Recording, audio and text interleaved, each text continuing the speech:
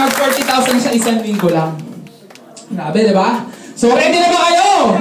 Dito, isi-share niya yung kapag tumayo ka, naku, hindi ka mabibigyan ng blessing. Kasi mag-share siya ng mga ilang technique kung paano niya nagawa sa Facebook. Gusto niyo ba yun?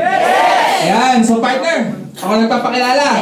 So, 1 milyon! 2 milyon! 3 milyon! Without further ado, please welcome Ms. Godet Bunye! Woo! Apply! Ang bangga niya! Good morning po sa inyong lahat.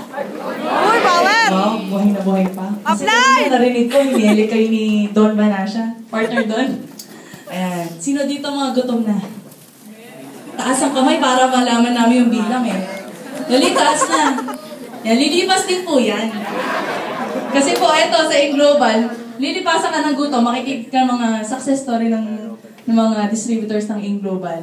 Ikakayaman mo naman. Ayan. Ako po si Godet Bunye, isa pong registered nurse na naging registered networker. Before ma-invite ako sa Global, isa po akong teacher. Layo, di ba? Nurse tapos nag-teacher. Kasi nung pumasa pa ako ng board exam, nag-a-apply ako ng trabaho sa mga ospital. Lahat po. Siguro mga naka-15 ospital ako. Kaso, bumagsak sa criteria ko. Criteria talaga eh. Ang sweldo lang pala, thank you. Yan, sabihin lang sa'yo thank you pag after ng shift mo. So, I decided na mag-apply or mag-ibang linya. So, nag-teacher po ako ng English sa Koreans.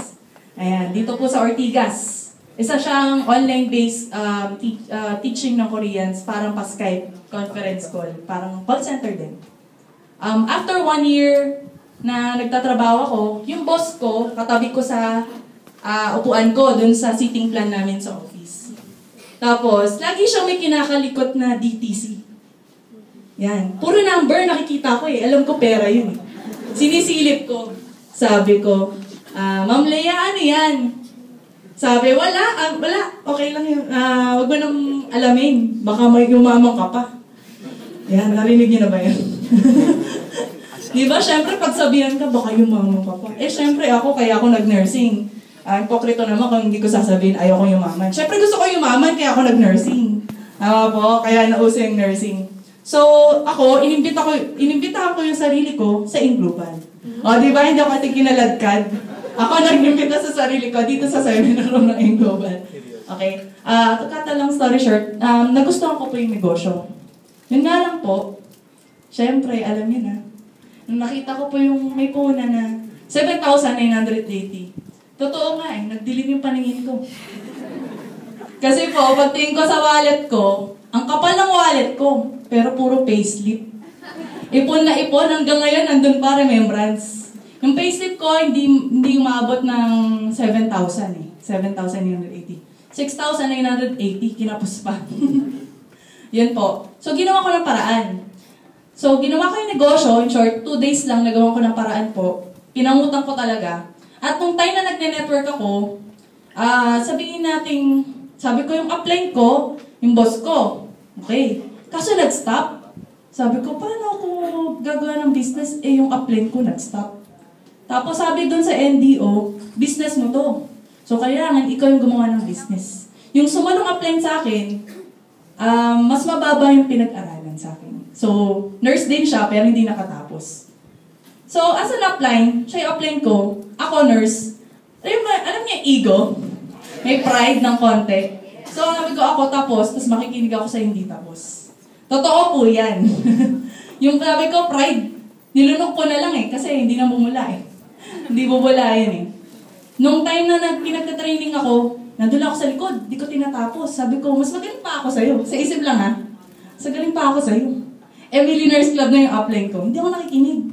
At eto pa, syempre, hindi ako makikinig kasi boyfriend ko yung upline ko. Kaya too much familiarity. Sabi ko, hindi ko sasabihin eh. Ayun. So, hindi talaga ako nakinig, mga almost 3 months. And that time, na-burn out po ako sa trabaho, nag-resign ako. So, sabi ko, full-time. Pero hindi pa po ako kumikita gaano sa Global. Kasi ako mismo pasaway eh. Hindi ako nagtitraining. Diba? Nagdudunong-dunungan lang. So, sabi ko, invite ako ng siyang invite. Nag-join, meron. Pero ba't ganun? After mag-join, di na nagpaparamdam. Ayos yan, di ba? Sabi ka naman gagawin ko. So after 3 months po, na full-time, ba't dumating sa point na nangungutang ako ng 20 pesos, pamasahe, papunta sa Ortigas, sa kapatid ko, na bunso. Sabi ko, ito ba yung Inglobal? Payaman ba talaga? Pwede naman pa akong umutang sa offline ko eh, kaso hindi ko ginawa. Kasi tinatak ko sa isip ko na yung success ko na makukuha sa Inglobal, masasabing akin. So yun. Yung tipong 20 pesos, 100, nahiya pa ako kay na mama. Kasi that time po, hindi ako pinansin ng tatay ko for almost 1 year. Kasi nag-networking lang daw ako. At pinag-aral ako ng nursing. Sabi ko, tignan nyo na lang ako after 1 year, ma. Taningan nyo ako. Okay? Na papatunayan ko na yung ginawa kong desisyon, sulit na sulit talaga. Kaso yung 1 year na yun, may journey pala yun. Nung nakwento ko, 3 months after na nag-full-time ako, alam niyo nangyari sa akin. Grabe po. Grabe po talaga. Bumalik ako sa employment. Ayun naman, nag-try ako call center. Doon ako nag-call center agent.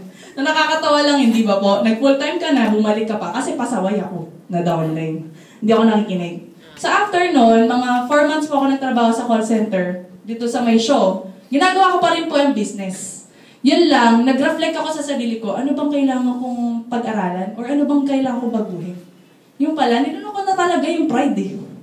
Yun, in-accept ko na, sige, apply kita mag sa business.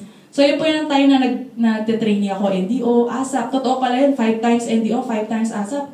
Magising-gising na lang, hindi magising that time, di ba? So after din po nun, nag-explore ako sa online, Facebook. Sabi ko, kung hindi effective sa akin ng offline, try ko online. Alam niyo po ba yung copy-paste? Yes! Sa Facebook? Yes! Okay. Yan po ang magpapayaman sa inyo. Sabi, bigyan ng technique eh. Ako po, hindi ako ganun kagaling mag-explain ng business.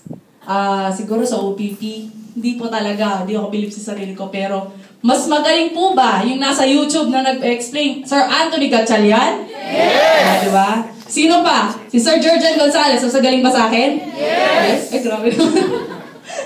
Ayan. Ito, nandito. Napakaswerte po kasi si upline, Christina Ganaban, isa po siya sa video na sineshare ko. Walang halong biro. Na hindi ko po akalain na kasabay po